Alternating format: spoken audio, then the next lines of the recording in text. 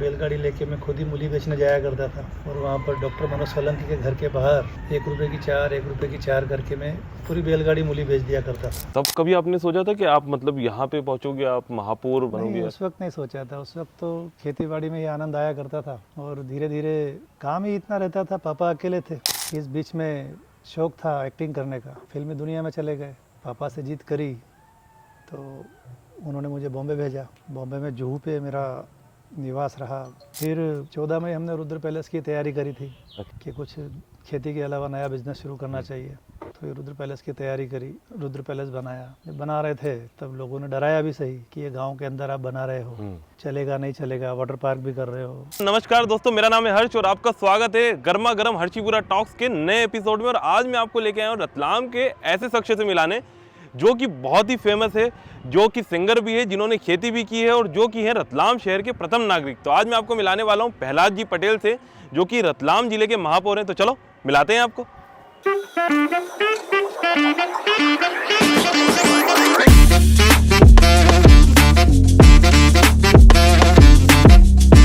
हाँ तो भैया नमस्कार। आज है हमारे साथ रतलाम के महापौर जी प्रहलाद जी पटेल और स्टार्ट करते हैं उनकी लाइफ की जर्नी आप लोगों के साथ।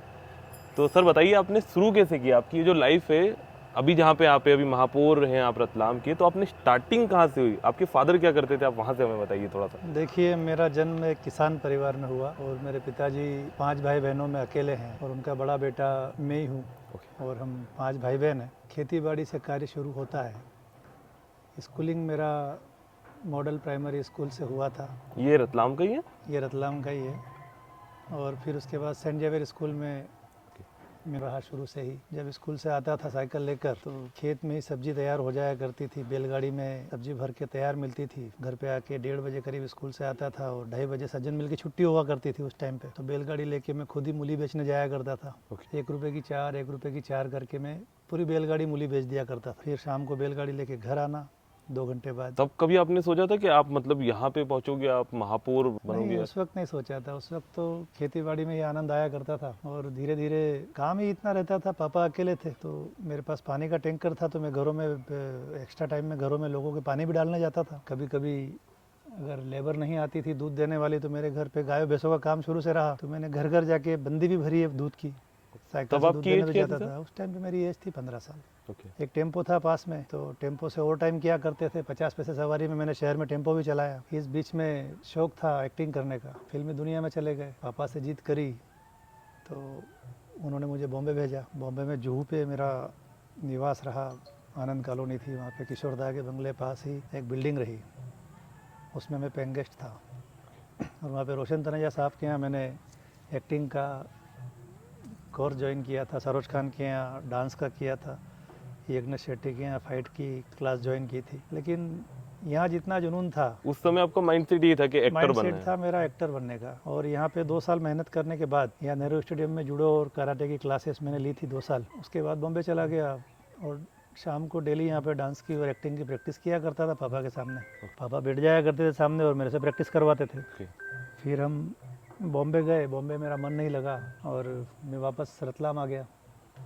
लेकिन पापा की नाराज़गी इतनी रही मेरे वापस आने की कि 2.5 साल तक उन्होंने मेरे से बात नहीं करी। तो वो चाहते थे कि आप एक्टर बनो? वो चाहते थे मैं वहीं रहूं, एक्टर बनूं। सारी संभावनाएं उनको मेरे अंदर नज़र आ रही थी। और उस वक्त पैसा भी नहीं था पास में। 50,000 रुपये उधार लेकर मेरे को भेजा था और वो मेरे लिए सब कुछ करने को एग्री थे। वो कहते थे कि तेरे लिए मैं सब कुछ दाव पे लगा दूंगा, बस तू वहाँ पर ठहर जा। लेकिन मैं ठहरा नहीं वहाँ पर। मेरे जाने के बाद अचानक से मेरा माइंड परिवर्तन हो गया। सब कुछ पॉजिटिव होने के बाद भी मैं वहाँ से यहाँ रतलाम वापस आ गया। आने के बाद यहाँ पर मेरी शादी कर दी। ये कब की बात होगी? 97-98 जब मैं 19 साल का रहा तब मैं वापस आ गया था। उसके साल भर बाद 20 साल का था तब मेरी शादी हो गई 98 में। फिर पापा की इच्छा रही कि अब तुम दोनों को भेज देता हूँ मैं, तुम जाओ वापस मुंबई। हाँ। तो एक बार फिर ट्राई किया मैंने, फिर मुझे अच्छा नहीं लगा, वापस आ गया। फिर सोचा कि अब मुझे खेती ही करना है। स्कूल भी छूट गया था मेरा। फिर आपका मन नहीं हुआ कि नहीं यार अपन को एक्टर बनना है वापस? मन बाद में हुआ जब खेती में काम करना शुरू किया। जब खेती बिगड़ जाया करती थी, संघर्ष किए, काफ़ी संघर्षों का समय रहा मेरा वो। उस टाइम पे 2000 के आसपास 2000 के आसपास पूरी फैमिली में काफ़ी कर्ज भी हो गया था हमारे पे। और पापा का मैं अकेला बड़ा बेटा था और खेती बाड़ी बड़ी थी हमारी। तो खेती तो आप समझते हैं कि तकदीर से ही घर में सब कुछ आता है, क्योंकि सब कुछ ईश्वर के भरोसे होता है। कभी बारिश कम, कभी ज़्यादा, कभी ओले, कभी क्या, कभी प्रोडक्शन हो गया तो भाव नहीं मिले, तो ऐसी स्थिति रहा उस समय करती तो थी। आपको सारी परेशानियां जो किसानों की होती होगी, वो सब चीजें तो आपको उसी समय समझ में आ गई होगी, बस जो वो आपने इतना काम जब किया जब होगा। संघर्षों का दौर चला, जब खेती बाड़ी में काम करना शुरू किया, 30-40 जानवर रहे शुरू से, हमें शाम सुबह दूध भी निकालना पड़ता था, खेतों में काम करना पड़ता था। ऐसे करते करते टाइम निकलता गया, और जब सागर हुआ, मेरा पहला बेटा हुआ सागर, तो सागर के पैदा होने से पहले मुझे बॉम्बे से वापस आने का पछतावा शुरू हो गया था। मैं अकेले में कई बार रोता रहा कि मैंने बहुत गलत किया, कि बड़ों की बात नहीं मानी, पापा की बात नहीं मानी, उस समय चले जाना चाहिए था। वापस मुझे वहाँ पे रुक जाना था। और यहाँ जब कठिनाइयाँ सामने आई तो फाइट भी करते रहे। 20 साल मैंने टमाटर और मिर्च की खेती करी, भीलवाड़ा जाके ट्रकों से मिर्ची बेचने जाया करता था। तो आपका खेत यहीं आसपास, रतलाम के सब आसपास? रतलाम के आसपास ही खेती है पूरी। पर जब मेरे अंदर ये चीज़ें चल रही थी, तब सागर पैदा हो गया, और जनसंघ से मेरा परिवार जुड़ा रहा था, तो पॉलिटिक्स तो हमारे खून में शुरू से ही रही। परिवार में दादाजी भी राजनीति में रहे, हालांकि कार्यकर्ता के रूप में रहे, पापा भी थे? पापा भी रहे, लेकिन उन्होंने पार्टी के लिए हमेशा काम किया। हमारे परिवार से कोई भी किसी पद पे अभी तक नहीं गया था, लेकिन फिर वहाँ से आने के बाद मेरे मन में था कि अब कुछ ना कुछ मुझे करना चाहिए। जब हिम्मत जी विधायक रहा करते थे, मंत्री रहा करते थे, उस वक्त मैंने भी टिकट की एक बार उनसे बात की थी पार्षद के लिए, तो उस वक्त मेरा टिकट हो नहीं पाया था। फिर ठीक है, पार्टी में एज ए कार्यकर्ता लंबे समय तक कार्य ये करते कब की रहे। बात होगी टिकट वाली? 2003 के आसपास? हाँ, ये जब उसी टाइम की बात होगी, 2003 के आसपास की बात होगी ये। तो जब वार्ड नंबर 10 हुआ करता था शायद ये उस टाइम पे, और पवन सोमानी पार्षद बने थे इस वार्ड से, पहली बार या दूसरी बार, उस टाइम की बात है। तब मैंने डिमांड करी थी, नहीं हुआ, कोई बात नहीं, फिर पार्टी में काम करते रहे, संगठन ने विश्वास जताया। तब माइंडसेट था आपका कि नहीं, अपन को पार्षद बनना ही है? फिर मुझे लगा कि अब नगर की सेवा करनी है, क्योंकि खेती बाड़ी करते करते एस्टेब्लिश भी हो चुके थे, और इस बीच बच्चे भी बड़े हो गए थे। रुद्र हो गया था, सागर हो गया था, रोम भी हो गया था। तीन बच्चे ना? 3 बच्चे हैं। अभी सागर जी क्या करते हैं? और जो मेरे अंदर जुनून था वो सागर के अंदर आ गया। फिर 10th क्लास में आते आते वो कहने लगा कि मुझे फिल्मों में जाना है। ओके। तो मैंने उसको कहा कि यार रुकना पड़ता है, बॉम्बे में भी गया था, और वापस आ जाने पे लोग हंसते हैं, और मैं नहीं चाहता कि आप लोगों पे लोग हंसे, इसलिए वहाँ पे रुकना ज़रूरी है। सब कुछ हो जाता है, पहले तुम 12th तक पढ़ाई करो, उसके बाद तुम्हारा वहाँ पे एडमिशन करा देंगे, इच्छा है तो। 2 साल उसने पढ़ाई करी और 12th तक गया, और 12th के बाद उसने फिर कहा कि मेरे को बॉम्बे भेजो। तो फिर विस्लिंगवुड कॉलेज है सुभाष घई जी का, फिल्म सिटी में, वहाँ पे उसको एडमिशन कराया, उसको एक्टिंग में ग्रेजुएशन करवाया, ओके। और गोल्ड मेडलिस्ट एक्टर रहा वो वहाँ पे। कहीं ना कहीं आपके थ्रू था ही उनके अंदर कि यार अपन को जाना ही है वहाँ पे। जी, वो चला आ रहा था हमारी फैमिली में, क्योंकि काफ़ी वर्षों पहले मेरे पापा भी चले गए थे बॉम्बे फिल्मों में काम करने के लिए। उनकी भी कहानी बड़ी वो है, पर वो 8 दिन में वापस आ गए थे, घर से बिना बताए चले गए थे अपने दोस्त के साथ। उनको तो BR चोपड़ा ने ही बुलवा लिया था। ओके। वो जब यहाँ पे भैंसे चरा रहे थे, जब रोड क्रॉस कर रहे थे, तो उनकी गाड़ी उनको देख के रुकी वहाँ पे। उन्होंने बुलाकर कहा कि यार तुम, मेरे पापा की पर्सनैलिटी बहुत अच्छी रही, पहलवान रहे थे वो, बड़े स्मार्ट लगते थे, तो उन्होंने कार्ड दे दिया BR चोपड़ा ने उनको, बोले तुम बॉम्बे आओ, तुम्हारे जैसे व्यक्ति की वहाँ ज़रूरत है। तो शौक में चले गए। वहाँ गए तो जेब वेब कट गई, पैसा खत्म हो गया, 8-10 दिन संघर्ष किया, और चोपड़ा जी चले गए थे विदेश, ऑफिस भी पहुंचे उनके जैसे जैसे। उस टाइम पे अब गांव का छोरा बॉम्बे जाता है, तो बॉम्बे तो उस टाइम भी बॉम्बे थी, तो उनके लिए तो कठिन ही था। वापस आ गए वो, तो उनके अंदर कहीं ना कहीं ये जुनून था, वो मेरे अंदर आया, मेरा जुनून सागर के अंदर चला जेनेटिक गया। ही है एक तरीके से वो आपके अंदर, एक्टिंग वाला तो। हाँ, अब सागर ने काफ़ी कुछ किया भी है वहाँ पे। अभी योद्धा मूवी आई थी, उसमें उसने एज असिस्टेंट डायरेक्टर काम किया, उसमें दिखा भी है वो। एक अनिल कपूर की होम प्रोडक्शन मूवी में उसने एज असिस्टेंट डायरेक्टर काम किया, एक वेब सीरीज़ करी है उसने, एक अच्छा एक्टर है वो। और 2 फिल्में उसने बड़ी बजट की एज ए असिस्टेंट डायरेक्टर भी करी है। ओके। अब उसकी इच्छा है, आगे परमात्मा की जो भी होगा अच्छा होगा। 5 साल मेरी पॉलिटिक्स पार्षद की रही। ये कब की बात है, कब से शुरू हुआ था ये? 2014। 2014 से 5 साल तक। 14 में मैं पार्षद का चुनाव लड़ा, और अलकापुरी से चुनाव लड़ा था। मेरे पहले वो कांग्रेस का वार्ड रहा था, अनिल पुरोहित पार्षद थे वहाँ पे, उनकी वाइफ। मेरा टिकट हुआ, तो वहाँ में रतलाम में सबसे अधिक वोट से चुनाव जीता। उस समय फिर आपके फादर का क्या ओपिनियन था जब आप पार्षद बन गए तब? नहीं, फिर उन्होंने मेरे ऊपर गौर करना बंद कर दिया था।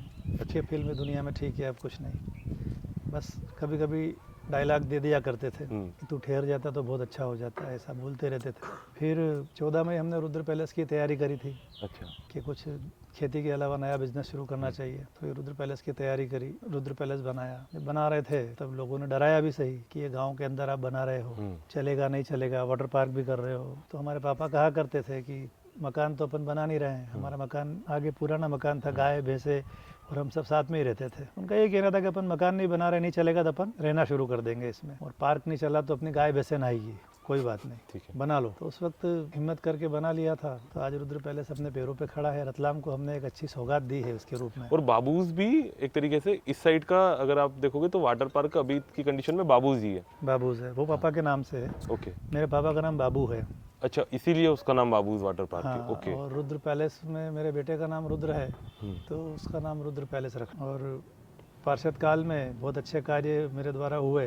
पार्टी ने नोटिस भी किया, पार्टी और संगठन का आशीर्वाद मिला। जब बीच में 2.25 साल इलेक्शन नहीं हुए, उसके बाद फिर आरक्षण हुआ, ओबीसी सीट आई और पार्टी ने मेरे पे विश्वास जताया और मुझे मेयर का टिकट मिला। ओके। और आज मेयर के टिकट के बाद जो चुनाव हुए, तो चुनाव भी बड़े रोमांचक तरीके से हुए थे। ये मेयर वाले बड़ा घमासान इलेक्शन था। और इलेक्शन के बाद जिस तरह से रतलाम शहर में विकास कार्य हुए हैं, अभी बहुत सारी चीजें चल रही है। ये अपने आप में एक इतिहास है। थोड़ा सा उसके बारे में आप डिटेल्स बताएंगे। 1.5 साल के अंदर 230-40 करोड़ के कार्य अभी तक किसी भी परिषद में नहीं हुए थे। ओके। ये हमारी इस परिषद में हुआ है। और बहुत सारे नए कार्य, जैसे कि MP 43 का काम चल रहा है 56 के तर्ज पे। ओके। रतलाम शहर की सड़कें किस तरह से होनी चाहिए, वो प्लानिंग हमने करी है। जो छोटी छोटी पतली पतली सड़कें थी, जहाँ गुंजाइश थी, वहाँ पे हमने 4 लेन तैयार किए हैं। स्मार्ट 4 लेन बन रहे हैं शहर के। एक 50 बीघे का पार्क हम तैयार कर रहे हैं गंगा सागर में। गंगा सागर का पुराना वैभव फिर से लौटा रहे हैं। ओके। तो कुल मिला के एक नया रतलाम हम बना कर देंगे। रतलाम की जनता ने जिस तरह से भारतीय जनता पार्टी पर, मेरे पे और चेतन जी कश्यप पे जो विश्वास जताया है, उस पर हम पूरी तरह से खरे उतरेंगे। और आने वाले समय पर रतलाम नगर की जनता देखेगी कि विकास किसे कहते हैं। और ये जो गोल्ड कॉम्प्लेक्स वाला, ये भी अभी लाइक वर्किंग पे? जी हाँ, गोल्ड कॉम्प्लेक्स ये एक कंपनी है, उसको ये लैंड दी है। ओके। रीडेसिफिकेशन वाला एक प्लानिंग है, उसके तहत दी है। वो यहाँ पे गोल्ड कॉम्प्लेक्स के बदले जो लैंड उनको मिली है, उसके बदले में वो एक हॉस्पिटल बना के दे रहे हैं। ओके। और हमारा जेल वाला जो इलाका है, उसमें भी कुछ बिल्डिंग्स बनाएंगे और एक ऑडिटोरियम बना कर देंगे इस ज़मीन के बदले। और गोल्ड कॉम्प्लेक्स वो बेचेंगे। और MP 43 वाला जो है वो कब तक मतलब प्रिपेयर हो जाए? क्योंकि काफी सारे लोगों का ये सवाल है और मुझसे भी ये पूछते हैं कि भैया आप पता करके बताओ कहाँ से। MP 43 तो तैयारी पे है ना, काम स्टार्ट हो गया, जमीन से बाहर भी आ गया है वो तो। Okay. ये अपना लाडली लक्ष्मी पथ जो है, जिसका नाम अभी हमने रखा है लोकेन भवन के सामने वाला रोड, उस पर स्टेडियम के पीछे वाला जो इलाका है, वहीं पे तो निर्माण कार्य चल रहा है उसका। तो उसको भी हम पूरा वेल डेवलप करेंगे। जो ओपन लैंड पड़ा है ग्राउंड के पास, उसको भी अच्छा स्मार्ट रूप देने जा रहे हैं। 2 बत्ती चौपाटी के सामने जो अभी ठेले लगते हैं, उसको भी स्मार्ट बनाने जा रहे हैं। वहाँ पे शायद ऐसा सुनने में आ रहा था कि वहाँ पे जो 2 बत्ती चौपाटी वाला इलाका है, वहाँ पे शायद पार्किंग की ऐसा नहीं, कुछ आधे में पार्किंग है, आधे में उठने बैठने के लिए हम अच्छा वेल पार्क टाइप बना रहे हैं, ताकि फैमिली के साथ, गर्ल्स कॉलेज भी है सामने, तो बच्चियाँ भी वहाँ बैठ सकती है। ओके। स्टूडेंट अपना टाइम पास वहाँ कर सकते हैं। एक गुड लुकिंग पार्क टाइप ही रहेगा वो। आधे में पार्किंग रहेगी और आधे में वही मतलब बहुत सारा डेवलपमेंट रतलाम में चल रहा है अभी। मेलवाड़ा रोड का भी हम सौंदर्यकरण कर रहे हैं 65 लाख की लागत से। थोड़े समय पहले ही जो अभी वहाँ पे हुआ था कंस्ट्रक्शन वाला वो हुआ। गेट का तो हो गया, हाँ। अब रोड का कर रहे हैं। ओके। वो जो रोड बना हुआ है उसके अंदर भी अभी 65 लाख रुपए का कार्य चल रहा है। महीने 2-4 महीने में आपको उसका रूप नजर आ जाएगा। अमृत सागर वाला भी कुछ वहाँ पे? अमृत सागर में 23 करोड़ की योजना चल रही है हमारी, जो संपूर्णता की ओर है। वो रतलाम का एक ऐसा बैकवर्ड एरिया था जहाँ पे कोई जाना पसंद नहीं करता था, लेकिन आज आप वहाँ देखते हैं शाम को या किसी भी टाइम जाते हैं तो आपको वहाँ का सौंदर्य अलग ही नजर आता है। वहाँ की रोड जो है वो भी बहुत डेवलप्ड हो गई है। बिल्कुल। देखिए, आदमी अपने विजन के साथ काम करता है तो बहुत कुछ बदल जाता है। जहाँ आप बैठे हो, यहाँ एक समय कोई आना पसंद नहीं करता था। आज के समझो 2011 से पहले इधर आना कोई पसंद ही नहीं करता था। अंदर गांव के लोग पलायन कर चुके थे। लेकिन हमने जब यहाँ डेवलपमेंट शुरू किया, रुद्र पैलेस बनाया, बाबूज बनाया, उसके बाद यहाँ पे हमने निवास स्थान बनाया, तो लोगों का आवागमन शुरू हो गया। जो लोग 3-3, 4-4 लाख रुपए में अपने मकान बेच के चले गए थे, आज उन मकानों की कीमत यहाँ पे इसके कारण 35-35 लाख रुपए हो गई। तो डेवलपमेंट से समृद्धि आती है और प्लानिंग से डेवलप की हुई चीज़ों से निश्चित शहर तो सुंदर बनता ही है, लेकिन लोगों का जीवन स्तर भी सुधरता है। तो जैसे कि इसी तहत हमने 80 फीट रोड को लिया। वो पहले पूरा बना हुआ नहीं था 80 फीट, लेकिन अभी हमने उसको पूरा 4 लेन प्लान किया, काम चल रहा है। वो पटरी पार्क के सबसे सुंदर रोडों में से एक रोड रहेगा। ओके। सज्जन मिल से लगा के, मतलब बना राम मंदिर से लेके जो आरो आश्रम तक का है रोड है, इसको भी हम दोनों तरफ फुटपाथ वगैरह बना के बीच में डिवाइडर व्यवस्थित करके अच्छे प्लांटेशन करने की प्लानिंग बना रहे हैं। शहर के अंदर अच्छी प्लांटेशन हो, अच्छी ग्रीनरी हो और नगर की जनता के लिए एक अच्छा विशाल पार्क हो, जिसके अंदर ध्यान करने के लिए स्थान हो, जहाँ पे प्लांटेशन इस तरह का हो कि पक्षियों के लिए विचरण करने के लिए, उनके खाने के लिए वहाँ पे स्थान हो। 10 बीघे का उसके अंदर एक तालाब हो, बीघा 2 बीघे का उसके अंदर एक फूल का गार्डन हो, बच्चों के लिए फिसल पट्टी हो, झूले हो, छोटा सा जू हो, ये चीज़ें हम उस 50 बीघा ज़मीन में प्लान कर रहे हैं। ओके। लगभग वो ज़मीन हमारे पास नगर निगम की नहीं थी, वो शासन की ज़मीन थी, लेकिन ग्रीन बेल्ट की लैंड थी। तो मेरी शुरू से इच्छा थी, मैं महापौर नहीं बनता तो मैं 8 नंबर से चुनाव लड़ के पार्षद बनता और पार्षद बन के उस प्लान को करता। कर फर्क पड़ा, मतलब आपका जो पार्षद से आप महापौर बने तो आपकी लाइफस्टाइल में और जीवन में काफ़ी फर्क पड़ा? देखिए, पार्षद रहते हुए मैं जब मेयर बना तो मुझे दिक्कत नहीं आती काम करने में, क्योंकि 5 साल मैंने जो कार्य किए, कैसे काम होते हैं पता चल गया। और महापौर के पास असीमित शक्तियाँ होती है काम करने की, और बजट भी बहुत अच्छा होता है। तो बस इंजीनियर्स को और कमिश्नर साहब को ये बताना है कि हमें ये करना है, और जब प्लानिंग अच्छी होती है तो कोई मना भी नहीं करता है कि ये नहीं होना चाहिए, उनको लगता है कि नहीं, ये बिल्कुल होना चाहिए। संत निवास हमारे यहाँ पर नहीं था, तो अभी त्रिवेणी में मैंने एक संत निवास महापौर निधि से घोषणा करके उसका भी काम शुरू कराया। उसकी डीपीआर बन रही है, उसका प्लानिंग बन रहा है। 1 करोड़ की लागत से हम संत निवास बना रहे हैं संतों के रुकने के लिए। एक अच्छे बस स्टैंड की ज़रूरत है, सिलाना बस स्टैंड पे जगह नहीं है बस से रुकने की, तो पटरी के इस पार बरबड़ के आसपास हम एक बस स्टैंड भी लाने जा रहे हैं जल्द ही। बड़बड़ की तरफ राम मंदिर की मतलब इसी साइड बड़बड़ की हाँ, तरफ सिलाना बस स्टैंड जो वहाँ पर अभी है, वो छोटा एरिया है। छोटा एरिया है, जाम लगता है, बसों के खड़े होने के लिए भी वहाँ पे स्थान नहीं है, पलटने के लिए स्थान नहीं है। तो सोच रहे हैं कि थोड़ा सा इस साइड में जो ओपन लैंड पड़ी है, शासकीय भूमि है, वहाँ पे हम बनाएंगे उसको। महापौर निधि से हम 6 गार्डन बना रहे हैं, स्मार्ट गार्डन, जैसे कि भारत माता उद्यान मैंने बनाया अलकापुरी चौराहे पे, जो आपको दिखता है। हाँ, भारत माता उद्यान। उसमें उस वक्त ठान रखा था कि भारत माता की मूर्ति यहाँ पे लगाएंगे। अब उस वक्त संघर्ष करते करते नहीं लग पाई, बीच में हमारी परिषद 3 साल नहीं रही, फिर महापौर बनते ही मैंने उसको पूरा किया। ऐसा ही रीजनल पार्क का भी ऐसा ही था, पार्षद था तब से दिमाग में था, लेकिन परमात्मा ने मेयर बनाया तो वो चीज़ें भी सब पूरी हो जाएगी। आप कुछ बताना चाहेंगे, मतलब ऐसी कोई जिसने आपको मोटिव किया, आप जब डाउन साइड में थे तब आपको किसी चीज़ ऐसी जिसने मोटिव किया जिसके कारण आप थोड़ा उठ पाए, मतलब ऐसा कुछ? देखिए, मैं ईश्वरवादी आदमी हूँ, ईश्वर में मेरा बहुत विश्वास है और मेरे कर्म अच्छे हैं, तो मुझे अपने कर्मों पर विश्वास। मैंने कभी किसी का बुरा नहीं किया, ना मेरे परिवार ने कभी किसी का बुरा किया, तो मुझे पूरा विश्वास है कि हमारे साथ कभी बुरा नहीं हो सकता। ठीक है, कठिनाइयाँ जीवन में आती है, लेकिन ईश्वर जब आपके कर्म अच्छे होते हैं तो आपको उन कठिनाइयों से निकाल देता है। बस हिम्मत रखना है, तो रास्ते तो अपने आप बन जाते हैं, और अच्छी नीयत से चलेंगे तो सब कुछ अच्छा होता है। बजरंग बली की, महादेव की कृपा है हम पर। और सिंगिंग का भी आपको बहुत शौक है, कहीं जो आपकी वीडियोस देखी है हमने बहुत सारी, और बहुत सारी इवेंट में आपको देखा है गुनगुनाते हुए। गुनगुनाने की आदत है, संगीत हमारे खून में है। हमारे बड़े दादाजी शास्त्रीय संगीत के ज्ञाता रहे, पर मैं तो कहीं सीखा नहीं हूँ, मैं तो ऐसे ही घर में गाता रहता हूँ। कभी 2 लाइन गाने का शौक रखता हूँ, तो मेरे इष्ट मित्रों को पता है कि मैं थोड़ा बहुत गा लेता हूँ, तो कहीं ना कहीं डिमांड कर देते हैं तो गा लेता हूँ। तो बस आप 2 लाइन गुनगुना दीजिए, उसके साथ इस इंटरव्यू को अपन ख़त्म करते हैं हमारी ऑडियंस के लिए। उसके लिए मैं तैयार थोड़ी हूँ, कोई सी भी जो आपके मन में आ जाए वो और उसी के साथ इसको अपन ख़त्म करते विराम देते हैं। कौशल्या दशरथ के नंदन, राम ललाट पे शोभित चंदन, रघुपति की जय बोले लक्ष्मण। ओके, बहुत बढ़िया, बहुत अच्छा लगा आपसे मिलके। हाँ तो भैया, अगर आपको भी ये वीडियो अच्छी लगी हो तो लाइक करो, शेयर करो, और द हर्षिपुरा टॉक्स को सब्सक्राइब करो। और अगर आप रतलाम से हो तो और ज़्यादा लोगों को शेयर करो वीडियो। और thank you so much Ratlami दुनिया, और मिलते हैं अगली वीडियो में।